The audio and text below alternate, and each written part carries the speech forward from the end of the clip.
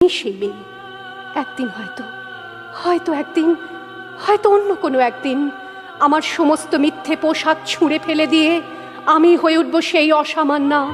খোলা চুল মেঘের মতো ঢাকবে আমার খোলা পিঠ, দু চোখে জ্বলবে ভীষণ আগুন, কপাল ঠিকরে বেরুবে ভয়ঙ্কর তেজরশ্মি, হাতে ঝলসে উঠবে সেই খড়গ, দু পায়ের নুপুরে বেজে উঠবে রণদুন্দুভি, নৃশংস অট্টহাসিতে ভরে উঠবে আকাশ।